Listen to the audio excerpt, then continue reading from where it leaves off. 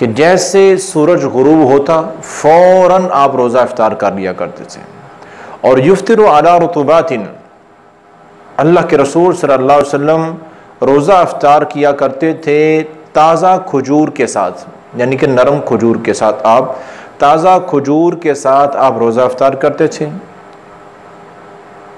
क़ब्ल अन युसल्लिया, नमाज से पहले, यानी कि रोज़ा इफ्तार करने के बाद आप नमाज अदा किया करते थे। अगर कोई शख्स ये कहे, ये समझे कि मैं चलो मगरब की अजान का टाइम हो गया है तो पहले मैं मगरब की नमाज़ पढ़ लेता हूँ, बाद में रोज़ा इफ्तार करूँगा, तो वो सुन्नत की मुखालफत कर रहा है। सुन्नत तरीका, और ये हदीस पाक सुनन अबी दाऊद में और जामे तिरमिज़ी में कि आप सल्लल्लाहु अलैहि वसल्लम नमाज से पहले रोज़ा इफ्तार करते, उसके बाद नमाज पढ़ा करते थे।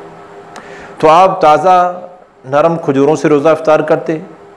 फ़इल्लम तकुन रुतुबातिन, अगर ताज़ा खजूरें ना मिलती, आपके पास ना होती, तो फ़अला तमरातिन, अल्लाह के रसूल सल्लल्लाहु अलैहि वसल्लम फिर खुशक खजूर, जिसे हम छुहारे कहते हैं, छुहारे के साथ यानी खुशक खजूर से आप रोज़ा इफ्तार किया करते थे। यानी कि फिर भी आपने खजूर को ही तरजीह दी है।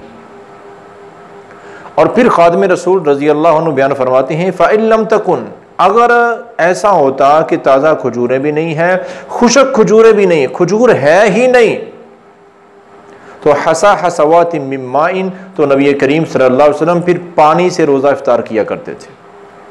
तो ये है सुन्नत तरीका रोज़ा इफ्तार करने का। सबसे ज़्यादा अफजल तरीन तरजीह जो है खजूर से रोज़ा इफ्तार करें। अगर खजूर नहीं है, खुशक खजूर छुहारे है तो उसके साथ, अगर वो भी नहीं है तो फिर पानी के साथ। लेकिन अगर ऐसा हो जाए कि इन चीज़ों में से ना खजूर है ना पानी है वक्ती तौर पर, तो कोई भी खाने की, कोई भी हलाल चीज़ खाने की उसे रोज़ा इफ्तार किया जा सकता है।